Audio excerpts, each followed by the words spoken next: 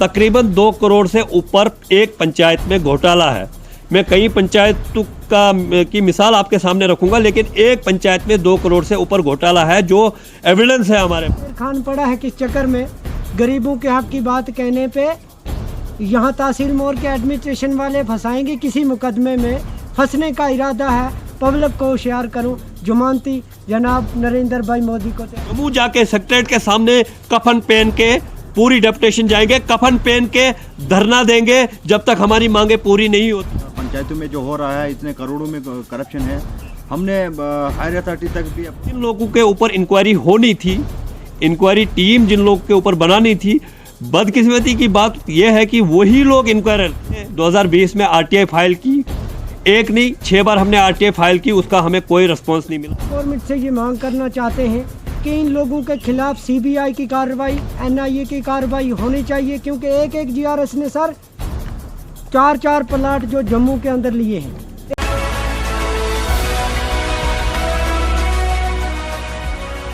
अस्सलाम वालेकुम, आदाब। मैं सोशल एक्टिविस्ट मोहम्मद असगर राय और मेरे साथ ये साथी। आज हमारा प्रेस कॉन्फ्रेंस करने का मकसद सिर्फ इतना है कि मुद्दा शुरू किया था 2020 में जो करप्शन से रिलेटेड था। एमजी नरेगा में जो करप्शन हो रहा था, उसमें हमने देखा कि पंचायत में कोई डेवलपमेंटल वर्क नहीं हो रहे हैं, और फिर हमने पंचायतों से पूछा तो पंचायत ने कहा कि हमारे पास इतना ही पैसा आता है, इसके अलावा हमारे पास कोई बजट नहीं है। तो हमने देखा कि जैसे हम खबरों में सुनते हैं, न्यूज़ में सुनते हैं, आज पीएम स्कीम से ये फंड आई है, मतलब कई सारे स्कीम्स लॉन्च हो रही है दिन ब दिन। तो हम उस तरीके से तो बहुत खुश हो रहे थे, लेकिन जो ग्राउंड लेवल पर हम बड़े दुखी होते थे कि ये ग्राउंड लेवल पर क्यों नहीं आ रहा, क्या ये बातें ही है या कागजों में भी है कुछ। तो हमने सबसे पहले 2020 में आरटीआई फाइल की, एक नहीं 6 बार हमने आरटीआई फाइल की, उसका हमें कोई रिस्पॉन्स नहीं मिला आरडीडी डिपार्टमेंट की तरफ से। हमने उससे पहले सरपंच से भी पूछा तो कोई जवाब नहीं आया। तो फाइनली हमने आरटीआई फाइल की, 6 बार हमने आरटीआई फाइल की। मेरे साथ जो सजाद राय साहब है, नज़ीर अहमद है, बाकी साथी है, तो इनने भी आरटीआई अपने अपने हिसाब से फाइल की, तो उसका कोई रिस्पॉन्स नहीं आया। तो फाइनली हम ग्रेवेंस सेल में गए, गवर्नर हाउस गए, हमने वहाँ एक ग्रेवेंस अपनी रजिस्टर करवाई, उसकी इंक्वायरी कंडक्ट हुई। वो जो हमारी इंक्वायरी है वो डीसी साहब रियासी पे उस वक़्त जो डीसी थी मैडम, उन पर ये फॉरवर्ड हुई, तो उनने एसीडी रियासी पे फॉरवर्ड की, तो उनने इंक्वायरी कंडक्ट की। लेकिन उसमें बदकिस्मती की बात हम ये कह सकते हैं कि जिन लोगों के ऊपर इंक्वायरी होनी थी, इंक्वायरी टीम जिन लोगों के ऊपर बनानी थी, बदकिस्मती की बात यह है कि वही लोग इंक्वायरर थे, यानी कि वो अपने ऊपर खुद इंक्वायरी कर रहे थे। तो आप सब समझ सकते हैं कि वो इंक्वायरी कहाँ जा सकती थी। तो वो इंक्वायरी फाइनली दबा दी गई। तो हमने फिर कोशिश की, हमें बड़ा दुख हुआ कि हमारे जो तहसील मोहर के जो दूर दराज इलाके हैं, वो अभी भी कहीं बिजली से दूर है, रोड कनेक्टिविटी से दूर है। तो हम इसमें हमें एक मतलब मोटिवेशन मिलता था कि देखो पूरा हिंदुस्तान इस वक्त रोशन हो रहा है, लेकिन हमारे गाँव जो है वो पिछड़ रहे दिन ब दिन, क्योंकि हमें आरटीआई का जवाब तो मिला नहीं। तो हमने सोर्स के ज़रिए जो है पूरा रिकॉर्ड हमने कलेक्ट किया, उसमें हमें 1 साल का वक्त लग गया। फिर हम कोर्ट में गए, ऑनरेबल कोर्ट। कैसे हो सकता है कि आपने आरटीआई लगाई, उसकी कॉपीज़ भी हमारे पास है। उसमें ये कहा जाता था, हमारे ऊपर हमें ताने मारे जाते थे डिपार्टमेंट की तरफ से कि आप ब्लैकमेलर हो। हालांकि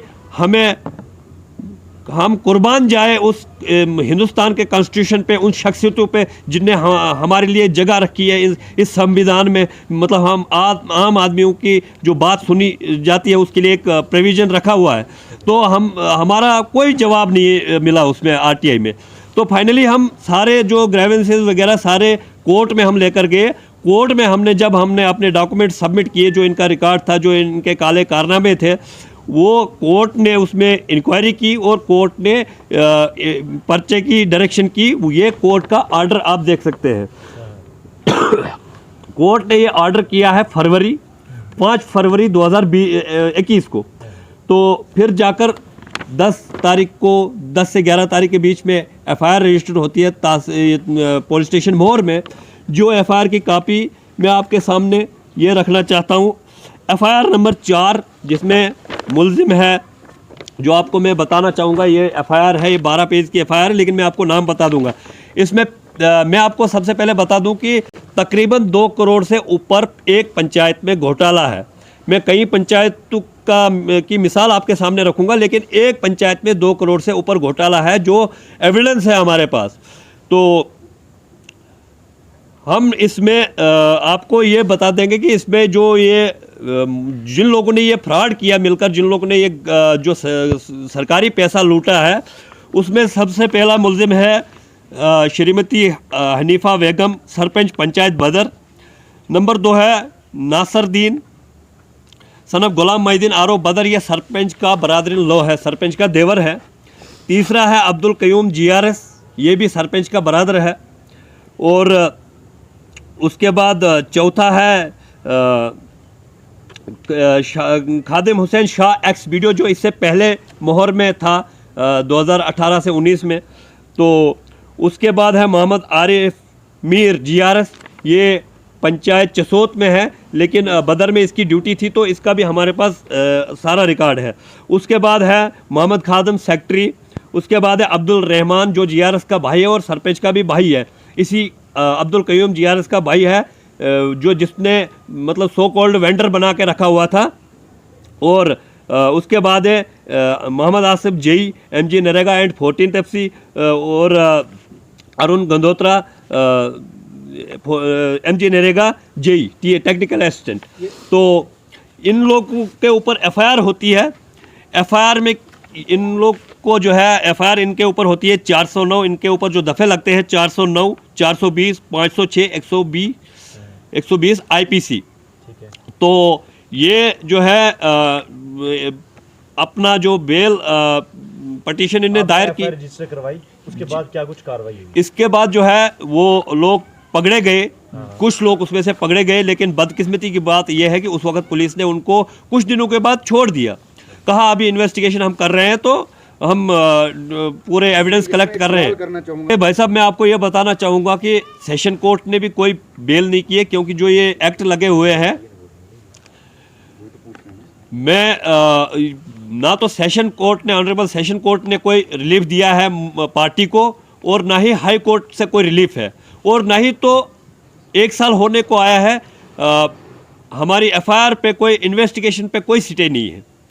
इन्वेस्टिगेशन ऑन गोइंग है, कोई स्टे, कोई रोक नहीं है ऑनरेबल कोर्ट की तरफ से इन्वेस्टिगेशन में। आपको कहने मतलब FIR रजिस्टर है और कोर्ट में इस FIR बरी नहीं, उनको पूछताछ के लिए पकड़ा गया, लेकिन फिर उसके बाद वो मतलब पुलिस ने किस तरीके से छोड़ा वो पुलिस जवाब दे सकती है बेहतर, लेकिन छोड़ दिया।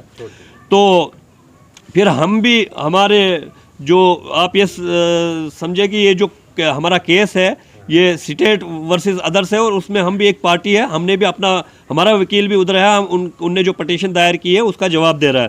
तो मेरा कहने का मतलब यह है कि कोर्ट से कोई रिलीफ नहीं है मुल्जिम पार्टी को। मेरा सवाल आपसे रहेगा, आपने जैसे कहा कि पंचायत का नाम नहीं लिया, 2 से 2.5 करोड़ की आप जहाँ करप्शन की बात कर रहे हैं, घपला हुआ है, कौन सी पंचायत और किन साल की ये बात है जब ये करप्शन हुई? देखिए, मैं आपको ये बता दूं सर, ये पंचायत बदर है जो ब्लॉक मोहर के अंदर आती है। ये 18 से 20 की बात कर रहा हूँ। 18 से 20 का जो देखिए MG नरेगा में एक एस्टिमेट कॉस्ट होता है, आप समझिए कि 1 लाख 1 लाख में क्या है 60-40 का रेशो होता है। जो सालाना बजट आता है पूरी पंचायत में 1 करोड़ से ऊपर, तो उसमें जो है 40% जो है वो मटेरियल पेमेंट होता है, जो भी काम तरक्याती काम होने होते हैं वो 40% जो है वो गायब है, उसकी बात कर रहे हैं हम। तो ये जो है इनको छोड़ दिया गया, और हमने जो कोर्ट में जो सबूत हमने पहले दिए थे वही बाद में हमने कोर्ट में जमा किए, तो कोर्ट ने कोई रिलीफ नहीं दिया। उसके बाद मैं आपको बता दूं कि इन लोग के ऊपर, सरपंच के ऊपर एक और FIR लॉन्च होती है, वो है FIR नंबर 20 2021, उसमें 452, 147, 323, 506 सरपंच के खिलाफ, सरपंच वहाँ पे जो है, और 188 का भी वायलेशन किया उनने लॉकडाउन के दौरान। तो वहाँ पे 2 परिवारों को आपस में लड़ा के कन्फ्लिक्ट क्रिएट करवाया, उसकी वजह से उन पर एक दूसरी FIR भी लॉन्च हुई थी, और 3-4 केस उनके ऊपर सिविल चल रहे हैं कोर्ट में, जो लोग के साथ नाइंसाफ़ी की गई है। तो आज मैं आपको ये बताना चाहता हूँ कि इस केस में इन्वेस्टिगेशन तो बड़ी धीमी चल रही थी, लेकिन हमें पुलिस के ऊपर पूरा भरोसा है, जिसमें मैं आपको बता दूं पुलिस एजेंसी ने अपनी स्टेटस रिपोर्ट जब कोर्ट में सबमिट की है, तो पुलिस एजेंसी ने अपनी स्टेटस रिपोर्ट में ये कहा है कि एक पंचायत में, ये स्टेटस रिपोर्ट आप देख सकते हैं, ये 11 पेज की स्टेटस रिपोर्ट है, इसमें सारा कुछ है, आप इसको जूम करके देख सकते हैं। तो इस स्टेटस रिपोर्ट में पुलिस ने कहा है, ये मेरी स्टेटस रिपोर्ट नहीं, एक पुलिस की है, पुलिस ने ये कहा है कि बुलाक मोहर के अंदर 60 से 70 करोड़ का घोटाला है और एक पंचायत में 2 से 3 करोड़ का घोटाला है ही है, वो साबित है। तो सर मैं आपको ये बताना चाहूँगा कि वो किस तरीके से साबित है। अब जैसे मैंने आपको बताया कि इसमें GRS जो है 3 से 4 GRS मुलवस है। देखिए इसमें कौन सी ताकतें हैं इस करप्शन में, जो ये 60 से 70 करोड़ का करप्शन है, इसमें कौन सी ताकतें मुलवस है।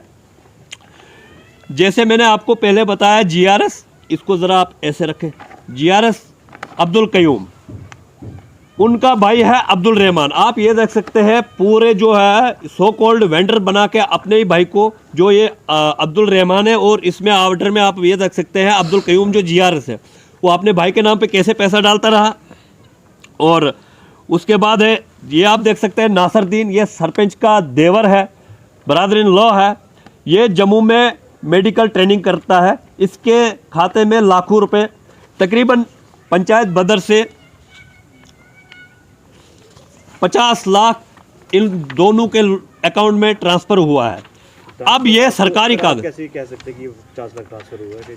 जी देखिए ये सरकारी रिकॉर्ड है, आप इसमें देख सकते हैं, ये सरकारी रिकॉर्ड है। अच्छा इसमें दिया हुआ? हाँ इसमें दिया है, ये एक बिल है, सरकारी बिल है, जो सरकार ने पैसा ट्रांसफर किया है उसका बिल है। आपका कहना है उन्हीं के अकाउंट में ये ट्रांसैक्शन उन GRS के भाई में और भाई के अकाउंट में और सरपंच के भाई के अकाउंट में ये पैसा 50 लाख ट्रांसफर हुआ।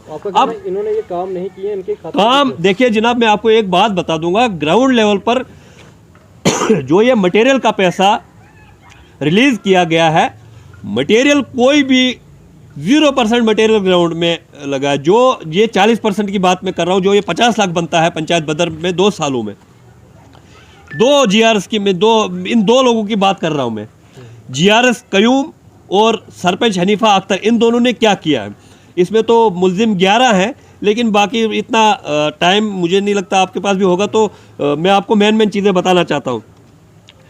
ये जो 50 लाख है, ये आप देख सकते हैं, ये इस पर पूरा बाज़ाब्ता टोटली पब्लिक डोमेन में रिकॉर्ड है, आप खुद भी इसको देख सकते हैं।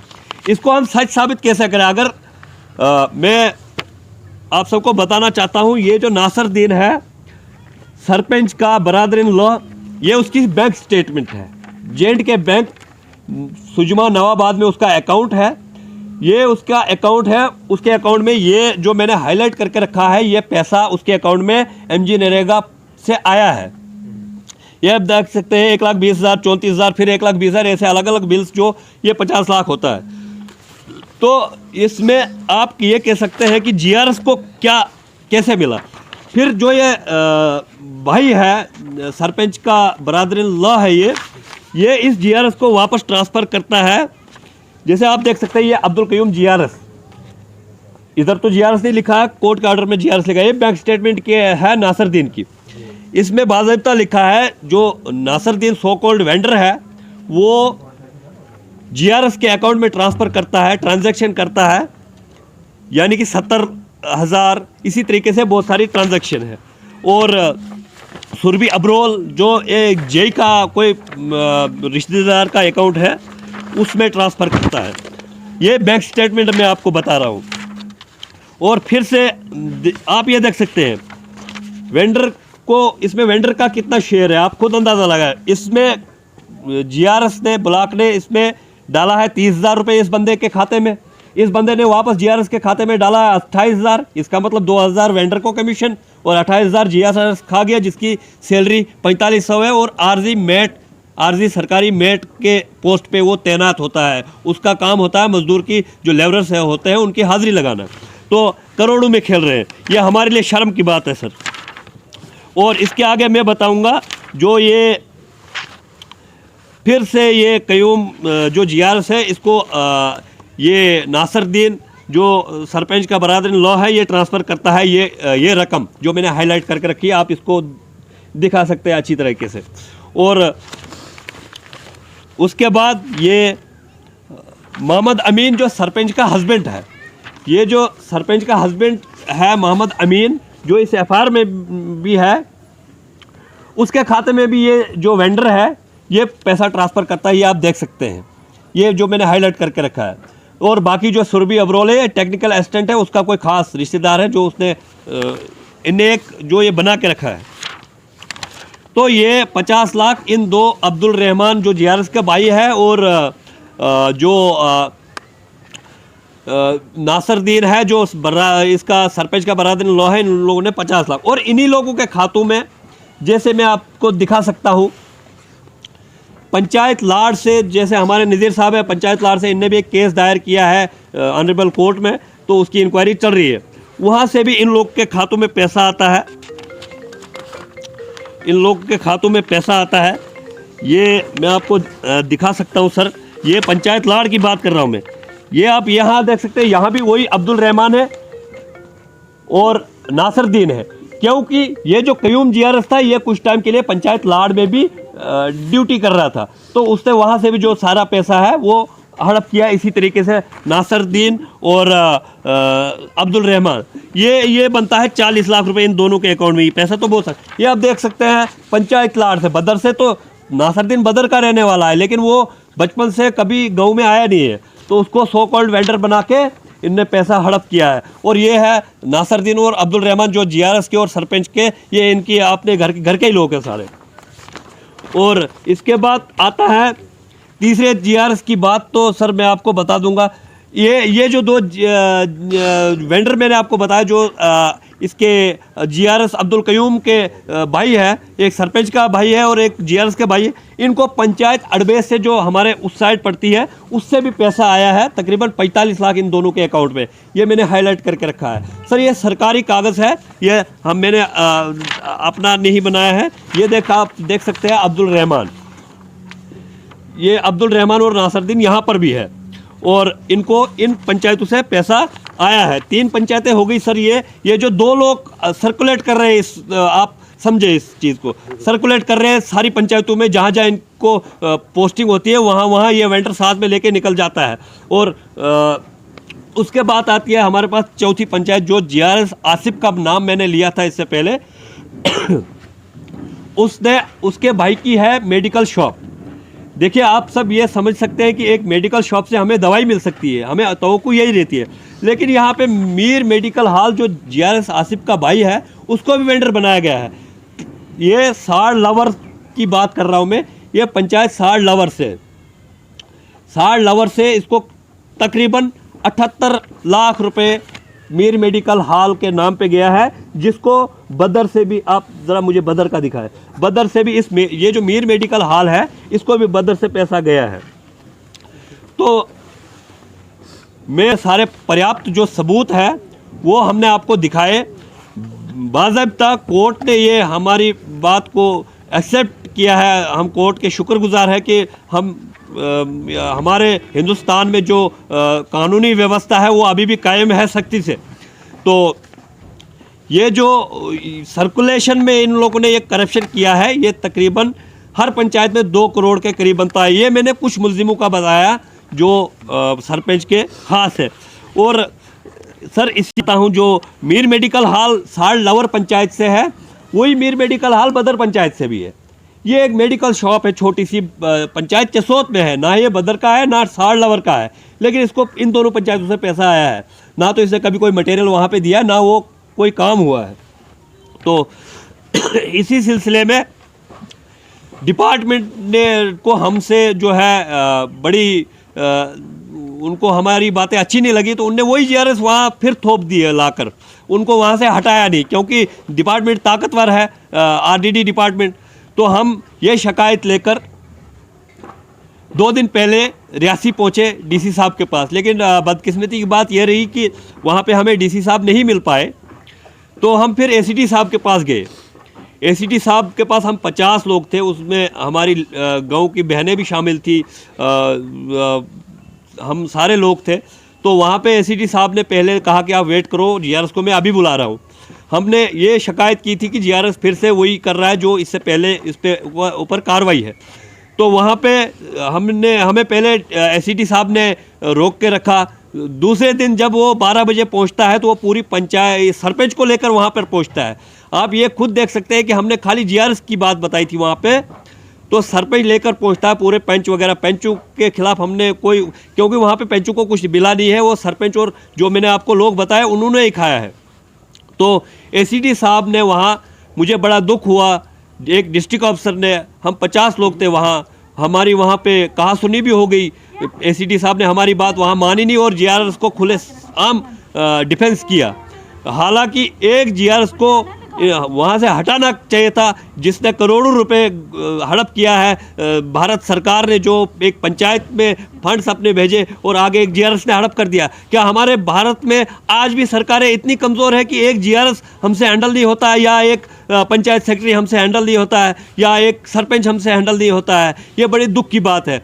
तो इसमें जो एसीडी साहब ने है हमें बिल्कुल ही रूडली, मैं ये कह सकता हूँ रूडली हमें इग्नोर कर दिया और सरपंच का और इसका जीआरएस का डिफेंस किया। फिर हम अपना जो डेपुटेशन है वो लेकर सरफ सिंह नाग जी के पास गए, डीडीसी चेयरपर्सन डिस्ट्रिक्ट रियासी। हमने उनके सामने हाथ जोड़कर गुजारिश की कि जनाब ये बात है, हमने ये सारी चीज़ें उनको दिखाई, एप्लीकेशन दिखाई हमने। तो उनने फिर कहा कि ठीक है मैं एसीडी साहब से बात करता हूँ। उनने एसीडी से बात की तो एसीडी साहब ने कहा कि मैं इसको टर्मिनेट कर दूंगा, अभी हमारे सामने कहा। तो उनने कहा, चेयरमैन साहब ने कहा ठीक है, ये सब नहीं होना चाहिए था। सरकार एक पंचायत को इम्प्रूव कर रही है, इसका मतलब ये नहीं है कि सरपंच को इम्प्रूव करना है या एक पीआरआई को इम्प्रूव करना है, वो आम पब्लिक को इम्प्रूव करना है। इसलिए जो गलत करता है उसको आप उसके ऊपर स्ट्रिक्ट एक्शन लो। तो उस वक्त एसीडी साहब ने भरोसा दिलाया। लेकिन हमारे साथ एक डिस्ट्रिक्ट अफसर है, हम तो गांव के लोग हैं, हमारे साथ बड़े बेरहमी से पेश आए। हम ही नहीं थे, वहाँ पे 50 लोग और भी थे। तो मैं समझ सकता हूँ और मैं ये कहता हूँ कि जो कोई हमारी बात नहीं मानेगा, उन मुजरिमों की सपोर्ट करेगा, हम इंशाल्लाह, हमें कोर्ट के ऊपर पूरा भरोसा है। उनने लोगों को कि इसमें कोई गड़बड़ है तो वही जीरा ने कोई भी कार्रवाई अभी तक नहीं की। हालांकि एसीडी साहब को खुद मैंने आरटीआई, जो मैं पहले बात कर रहा था, वो सेकंड अपील जो आरटीआई की होती है वो मैंने खुद एसीडी साहब को की। उस वक्त एसीडी साहब ने कहा कि पब्लिक डोमेन में है रिकॉर्ड, आप ले लीजिए वहाँ। तो हमने ये पब्लिक डोमेन का रिकॉर्ड लिया, तो आपने इस पर भी भरोसा नहीं किया। देखिए सर, लास्ट पे बात अटकती है बैंक स्टेटमेंट, जो सारा सबूत देती है कि किस तरीके से ये सब किया गया है। तो क्या एसीडी साहब एक, मेरे ख्याल से केस ऑफिसर है, उनके जहन में इतनी बात नहीं आ सकती? क्या ये जीआरएस 4500 इसकी सैलरी है, ये आर्जी मुलाजम है, ये इतना करोड़ों में कर रहा है, ये लास्ट पे आँच डिस्ट्रिक्ट ऑफिसर पे ही आती है। उनने हमें एक बात और कही कि मुझे दरवाजे से अंदर जो मेरे दफ्तर में आता है, मुझे पता लग जाता है इसका मतलब जहन में क्या चल रहा है। तो हमारे जहन में पिछले 1 साल से यही सब चल रहा है। तो आप क्या समझ नहीं सकते हैं? आप एक डिस्ट्रिक्ट ऑफिसर है, आपने जिस तरीके से हमारे साथ लेडीज़ थी, बच्चे थे, आपने हमारे साथ बड़ी रूडली बात की, बड़ा दुख हुआ मुझे। मैं आपको कोई अपशब्द नहीं कहना चाहता, आपने हमें बहुत कुछ कहा, उसके लिए आपका शुक्रिया। हम कोर्ट का दरवाज़ा खटखटाएंगे और मैं डीसी साहब से हाथ जोड़ के गुजारिश करना चाहता हूँ कि मैं डीसी साहब से हाथ जोड़ के गुजारिश करना चाहता हूं कि आप इस मामले में इंटरवीन करें। आप इसमें जो है इन मुलाजमों के ऊपर कार्रवाई करें, इनको हटाएं हमारी पंचायत से। देखिए सर, ये पहले से ज़्यादा ताकतवर हो गए हैं। एफआईआर 409 में होने के बावजूद वो उसी पंचायत में तैनात है, तो वो ताकतवर तो होंगे ही। वो पीएमएवाई जो बेनिफिशरीज है, जो भारत सरकार ने हमारे ऑनरेबल पीएम नरेंद्र मोदी जी ने जो गरीब के लिए एक आवास प्लस योजना दी, उसमें वो 15-15 हज़ार कमीशन खाता है। बड़ी दुख की बात है, एक जीआरएस जो जिसकी 4,500 तनख्वाह है। करप्शन में आपको ये बता दूँ, धड़ल्ले से हो रही है। हम जब भारत सरकार जो बीजेपी गवर्नमेंट आई, हम गांव के ज़मींदार लोग हैं, हम बड़े खुश हुए जो भी मतलब यहाँ पे डेवलपमेंट हुई हमारे स्टेट में। तो हम जो हमारा पिछड़ा इलाका है तहसील मोहर जो सब डिवीज़न है पिछड़ा, हम बड़े खुश हुए कि सरकार ने जो है पंचायतों को इम्प्रूव किया। पंचायतों को इम्प्रूव करने का मतलब ये है कि आप वहाँ के जो आम एक गरीब शख्स है उसको इम्प्रूव कर रहे हो, ना कि सरपंच को। तो आज भी जहाँ पे भाजपा सरकार दावा करती है, हम सरकार से खुश भी है कि सरकार ने इतना सारा पैसा दिया एक पंचायत में 1 से 1.5 करोड़ सालाना। तो आप खुद सोचिए कि 1 से 1.5 करोड़ जिस पंचायत में लगेगा वो तो वाकई में सोने की चिड़िया बन जाएगी, लेकिन उसमें 10% भी पंचायत में यूज़ नहीं होता है। तो मैं ये कहना चाहता हूँ कि उन लोगों को वहाँ से हटाए। सरपंच ने इतना करप्शन किया है। और मैं आपको एक चीज़ और दिखाऊंगा, सरपंच जो पंचायत बदर की सरपंच है हनीफा अख्तर, ये उसकी बैंक स्टेटमेंट है, उसके खाते में भी पैसे आए हैं सरकार के इसके वीडियो मोहर के ऑफिशियल अकाउंट से। वीडियो मोहर के ऑफिशियल अकाउंट से आए हैं पैसे। ये कब की बात है? ये 2020 की बात है। ये मैंने हाईलाइट करके रखा है। ये जिस तरीके से 1 लाख आया है, उसके बाद भी और पीछे इसमें पैसा आया? ये तकरीबन एक पेमेंट है 2,80,000, तो तकरीबन 10 से 12 लाख रुपए आया है। ये देखिए, ये सरपंच का सरकारी अकाउंट नहीं है, ये वीडियो मोहर का सरकारी अकाउंट जो ऑफिशियल अकाउंट है। और सरपंच के पर्सनल अकाउंट में ट्रांजैक्शन की कानून ये है कि आप किसी भी पंचायती राज का जो PRI है उसके पर्सनल अकाउंट में तनख्वाह के अलावा कुछ नहीं दे सकते, वो कुछ ले नहीं सकता है।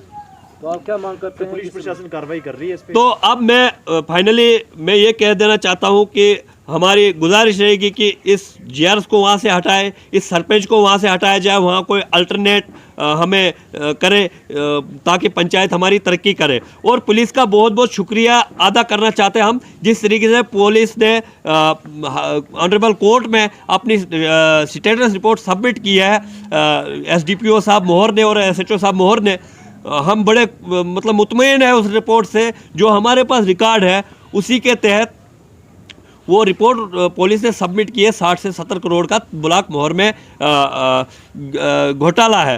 तो बाकी मैं ये कहना चाहता हूँ कि ACD साहब ने जो हमारे साथ किया, हम ये कहना चाहते हैं कि आप इन GRs का डिफेंस करना छोड़ दें, वरना हमें मजबूरन जो भी इसमें मुलवस होगा, हमारी किसी के साथ ज़ाती लड़ाई नहीं है, जो भी इसमें मुलवस होगा उसका हम कोर्ट में पार्टी बना के हम उनसे जवाब मांग सकते हैं। क्योंकि इस वक्त डायरेक्ट हम नहीं पूछ सकते, क्योंकि किसी भी दफ्तर में हम दफ्तर में जाते हैं तो वहाँ कहा जाता है आपके ऊपर पर्चा लग जाएगा। भाई आप हमें प्रेशराइज क्यों कर रहे हैं? आप डिस्ट्रिक्ट ऑफिसर हैं, आप हमारी बात सुनिए। आपको सरकार ने इसलिए इस पोस्ट पे भेजा है कि आप पब्लिक की बात सुने। तो पर्चे की धमकी कौन देता है? पर्चे की धमकी हमें वहाँ पे ACD साहब ने कहा कि आप झूठ बोल रहे हैं, आपके ऊपर मैं पर्चा ऐसा चाक करूंगा। इतना प्रूफ देने के बाद भी आप झूठे साबित हो गए। ये प्रूफ देखे जो आप लेके गए थे? सर, मैं जो ये प्रूफ दिखाने की कोशिश कर रहा हूं, मेरे साथ सजाद राय भी था, बाकी बारदीन साहब भी था, और बाकी देखिए ये जो आपने प्रूफ लेके गए थे सर, जो ये बैंक स्टेटमेंट है नासरदीन की, ये तो उनने वहीं रख ली। अच्छा, वहीं रख ली। और बाकी कागज उनको तो पता है सर, डिस्ट्रिक्ट ऑफिसर है, सारा रिकॉर्ड उनके पास से होके आता है, सारा पैसा वहीं से रिलीज होता है, उनको तो पता ही। उसको देखना ही नहीं चाहते थे, हमें रूडली इग्नोर करते रहे। हमारे साथ कई शख्सियत वहाँ पर मौजूद थी। फिर उनने भी ACD साहब को कहा कि आप इस तरह से इन नौजवानों को आप अंडर प्रेशर नहीं कर सकते, आपको बात सुननी पड़ेगी हमारी। फिर आपको जैसे मैंने बताया, फाइनली हम डिस्ट्रिक्ट लास्ट में क्या मांग करना के हाई कोर्ट की तरफ से कोई भी रिलीफ नहीं मिला है मुस्लिम पार्टी को। FIR नंबर 4 में, FIR नंबर 48, FIR नंबर 93 में, FIR नंबर 20 में, और पंचायत लाड़ की इंक्वायरी है कि केस दायर है, उसमें भी अभी इंक्वायरी चल रही है। चलो वो चल रही है, लेकिन बाकी जो भी FIR उनको 1 साल होने को आया है।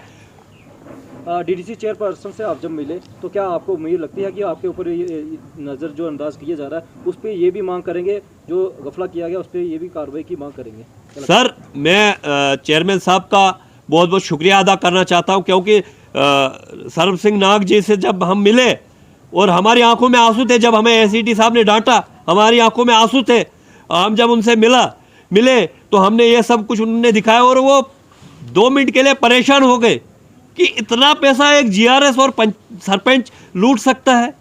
तो फिर सरब सिंह नाग जी ने हमें आश्वासन दिया कि हम इस पे बिल्कुल इसके खिलाफ लड़ेंगे मिलकर, और ACD साहब को उसी वक्त कहा कि आप आर्डर करें कि मतलब ये जो GRS है इसको आप सस्पेंड करें। तो अभी तक कोई भी ऑर्डर हमारे सामने आया नहीं। अगर लास्ट पे हम ये कहना चाहते हैं, जैसे मेरे साथी है, एक्चुअली मैंने इनको बोलने का मौका ही नहीं दिया क्योंकि ये जो रिकॉर्ड जो है ये दिखा टाइम की कमी है। तो हमारी सबकी एक ही बात है, जैसे नज़ीर साहब है, सजाद साहब है, हमारे सबकी एक ही बात है, हम सब एक ही मकसद पे लड़ रहे हैं। तो हमारा जो ये है, हम ये कहना चाहते हैं कि इस पे फौरी तौर कार्रवाई होनी चाहिए, नहीं तो हम जम्मू जाके सेक्रेटरीट के सामने कफन पहन के पूरी डेपुटेशन जाएंगे, कफन पहन के धरना देंगे जब तक हमारी मांगे पूरी नहीं होती है। आपको लगता है हमारी कोई पर्सनल लालच है जिसमें मैं एक ढारी में रहता हूँ, हम सब जो लोग हैं हम सब कच्चे मकानों में रहने वाले लोग हैं। हम कपड़े अच्छे पहन लेते हैं, इतना थोड़ा कर लेते हैं, तो क्योंकि कपड़े साफ पहनने चाहिए, अपनी साफ सफाई ठीक है, हम गरीब लोग हैं, लेकिन इसका मतलब ये नहीं है कि हम जो गलत हो रहा है, जो करप्शन हो रहा है उसके सामने झुक जाए। हमें हिंदुस्तान के कानून व्यवस्था पर और कॉन्स्टिट्यूशन पे पूरा भरोसा है, हम लड़ते रहेंगे। और जहां भी, चाहे वो डिस्ट्रिक्ट ऑफिसर हो, चाहे वो कोई भी ऑफिसर हो, हमारी बात नहीं मानेगा, हम उसको ऑनरेबल कोर्ट में अपनी अर्जी दाखिल करके वहाँ पार्टी बना के पूछेंगे। आदाब, मैं सोशल एक्टिविस्ट नज़ीर अहमद खान, पंचायत लाड़, और मेरी ये मांग रहेगी सेंट्रल गवर्नमेंट से, प्रधानमंत्री जी से और यूटी गवर्नमेंट से कि तहसील मोहर के पूरी तहसील मोहर के अंदर जितनी भी पंचायतें हैं, सब पंचायतों के अंदर जीआरएस, बीडीओ, बीएलडब्ल्यू इन्होंने मिलकर के करोड़ों रुपए का घोटाला किया है। तो हम सेंट्रल गवर्नमेंट से ये मांग करना चाहते हैं कि इन लोगों के खिलाफ सीबीआई की कार्रवाई, एनआईए की कार्रवाई होनी चाहिए, क्योंकि एक जीआरएस ने सर 4 प्लाट जो जम्मू के अंदर लिए हैं, एक जीआरएस ने 4 प्लाट और 10 गाड़ियां हैं जीआरएसओ के पास।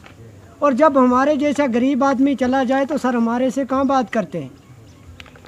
तो मैंने सर इसी में एक लास्ट में, अब टाइम की कमी है तो एक शायर से मैं ख़त्म करना चाहता हूँ कि नज़ीर खान पड़ा है किस चक्कर में, गरीबों के हक़ की बात कहने पे यहाँ तहसील मोड़ के एडमिनिस्ट्रेशन वाले फंसाएंगे किसी मुकदमे में, फंसने का इरादा है। पब्लिक को होशियार करूँ, जुमानती जनाब नरेंद्र भाई मोदी को तैयार करूँ। खुदा हाफिज़, अस्सलाम वालेकुम, आदाब। सर राय सोशल एक्टिविस्ट पंचायत बदर से हूँ। जहाँ तक मुख्तसर सी बात इन्होंने कर दी, मेरे भाई मेरे साथी हैं, तो हमारा सबका एक ही मिशन है कि जो करप्शन हमारे पंचायतों में जो हो रहा है, इतने करोड़ों में करप्शन है, हमने हायर अथॉरिटी तक भी अप्रोच किया, लेकिन अभी तक उसका कोई हमें वो भी फ़ायदा नहीं मिला, उसका कोई नतीजा सामने नहीं आया। तो हमारी बहरहाल डीएसपी साहब मोहर, एसएचओ साहब मोहर, उनसे ये मोतबाना अपील है कि जो इनके खिलाफ एफआईआर है, जो इंक्वायरी अभी कंडक्ट कोर्ट ने इनके खिलाफ की है, उसमें भी अच्छे तरीके से इंक्वायरी की जाए, और जो एफआईआर नंबर 4 है उसमें इनको इन्वेस्टिगेशन में अरेस्ट किया जाए और इनसे पूछा जाए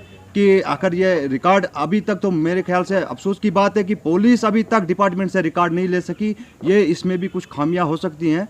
तो मेरी यही अपील रहेगी मोहर डीएसपी साहब से कि इनको अरेस्ट किया जाए और इंक्वायरी में तेज़ी की जाए।